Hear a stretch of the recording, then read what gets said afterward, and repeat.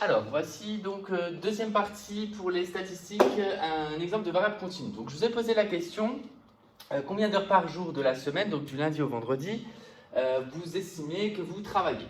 Et là, du coup, les réponses ont été diverses et variées, et je vais devoir un petit peu expliquer les notations que j'ai utilisées là, parce que j'ai déjà rangé vos réponses dans un tableau.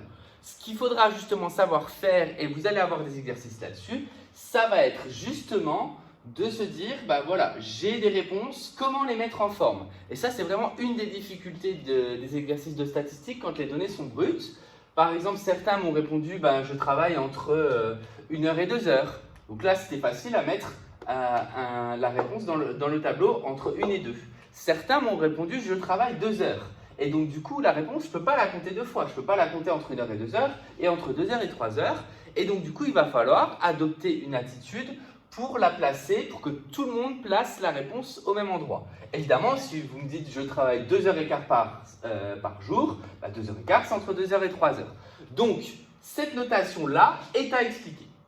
Cette notation-là signifie que nous prenons donc tous les temps en heures entre 0 heure et 1 heure. 0 heure inclus parce que les crochets vont vers 0, donc le 0 il est inclus. Et le 1 par contre, vous voyez les crochets, ils fuient le nombre, ils vont à l'extérieur, ils ne vont pas à l'intérieur de l'intervalle, donc le 1 heure est exclu. Donc quand on me répond 1 heure, je ne le mets pas là-dedans. C'est pour ça d'ailleurs ici qu'il n'y avait aucune réponse entre 0 et 1 heure. Entre 1 heure et 2 heures, par contre, du coup là il y en avait 10 des réponses, et ceux qui ont répondu 2 heures, le 2 ici, il est exclu. Parce que le 2, il va être inclus de l'autre côté. Donc ces crochets-là n'étaient pas là par hasard, ils ont une signification. Si des crochets vont vers un nombre, ça veut dire que le nombre est inclus dans l'intervalle. Si des crochets fuient le nombre, ça veut dire que le nombre est exclu de l'intervalle. Ainsi, j'ai pu trouver que 10 personnes, donc parmi les troisièmes, travaillent entre 1 heure et 2 heures, 14 entre 2 et 3, 5 entre 3 et 4, 7 entre 4 et 5 et 0 entre 5 et 6. Ce qui fait du coup en termes de total 24, 29 et 7, 36 réponses. Donc là il y avait un peu moins de réponses qu'à la question précédente.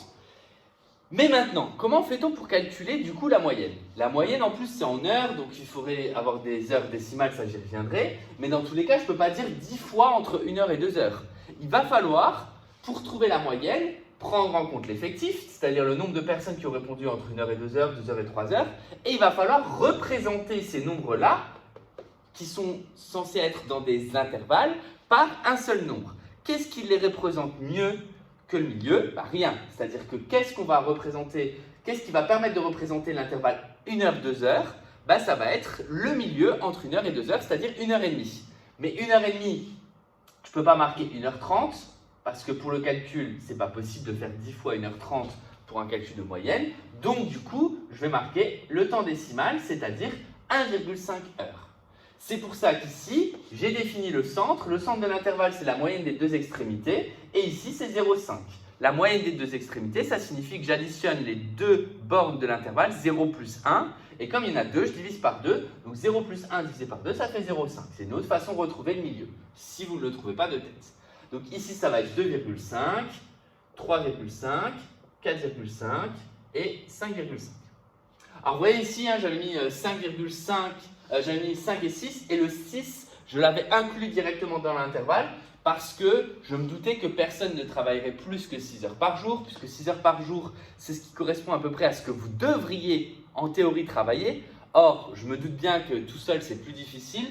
Donc moi, je m'étais basé sur environ 4 heures. Mais là, les résultats vont être assez éloquents, puisque clairement, hein, significativement, les troisièmes, là, qui vont, pour la majeure partie d'entre vous, aller en seconde, vous ne travaillez pas assez.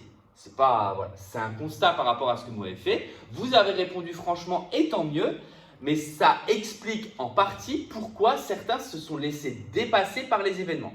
Alors certes, c'est pas évident de travailler à distance et de ne pas avoir un emploi du temps fixe, mais comme je vous l'ai dit, normalement c'est à vous de vous le fixer pour être capable de suivre le rythme. Et encore, le rythme, on l'a ralenti. par rapport au début et par rapport aux matières. Mais clairement, quand je vois qu'il y a 14 personnes qui travaillent 2 à 3 heures par jour, bah, pour moi, ce n'est pas assez. Pour moi, le minimum syndical, ça devrait être 4. Parce qu'on va dire 2 heures le matin, 2 heures en début d'après-midi. Avec ça, normalement, vous vous fixez sur 3-4 matières et ça vous remplit déjà votre cahier de texte. C'est-à-dire que normalement, bah voilà, ça vous permet de faire les devoirs de 3 ou 4 matières en un jour. Vous en faites 3 ou 4 autres le lendemain et ainsi de suite. Surtout que, par exemple, normalement en maths, il y a quasiment des devoirs à chaque fois. Là, depuis une certaine période, j'en donne que 1 ou 2 fois par semaine. Donc, vraiment, prenez bien les choses en compte. C'est important pour vous, c'est important pour l'an prochain surtout. Bref, parenthèse fermée, je vous demande de calculer du coup cette moyenne. Donc, pour la calculer, je repars de la même formule, c'est-à-dire je dois additionner normalement toutes les valeurs. Or, ici, ils sont rangés dans un tableau d'effectifs. Donc, je dois multiplier l'effectif par la valeur du caractère qui correspond, additionner tous les résultats et ainsi diviser par le total. Donc, total qui vaut 36. Donc, je vais diviser par 36. Je vais faire 0 fois 0,5. Au final, je me rendrai compte que 0 fois 0,5, vu que ça vaut 0, je ne suis pas obligé de le noter. Plus 10 fois 1,5. Plus 14 fois 2,5. Plus 5 fois 3,5 et plus 7 fois 4,5 et 0 encore fois 5,5. Je vous conseille dans un examen ou sur une copie de me noter ce calcul. Il va très très vite d'oublier un nombre à calculer. Donc comme ça va vite de commettre un oubli, si au moins vous notez le bon calcul, même des fois s'il est trop long, vous marquez 3 petits points, le prof voit que vous avez saisi le bon calcul mais que vous l'avez peut-être mal rentré sur la calculatrice. C'est important du coup de le noter. Donc du coup, je vais calculer. Ça donne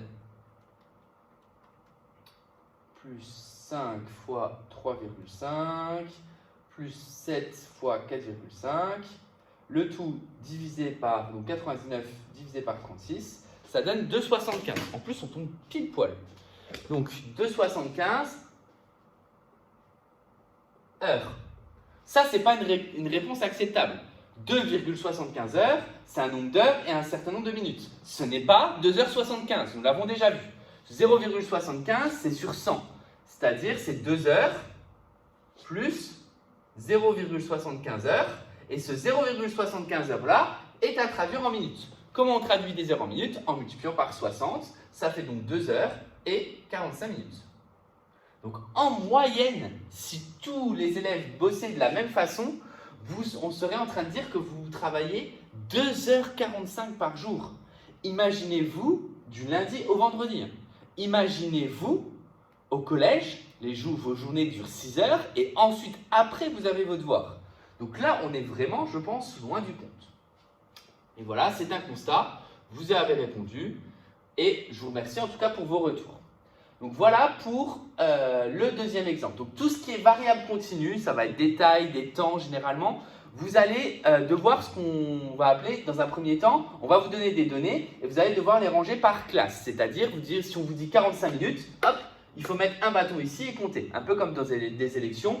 Moi, ce que j'ai fait, c'est que j'ai relevé vos résultats, j'ai mis des petits bâtons et ensuite j'ai remplacé le nombre de bâtons par l'effectif. C'est-à-dire, au lieu de marquer 10 bâtons, bah, j'ai marqué 10. Etc. Donc ça va être, vous allez avoir des exercices là-dessus pour vous entraîner à remplir des tableaux, mais également calculer des moyennes. Et encore là, on n'est que dans des révisions.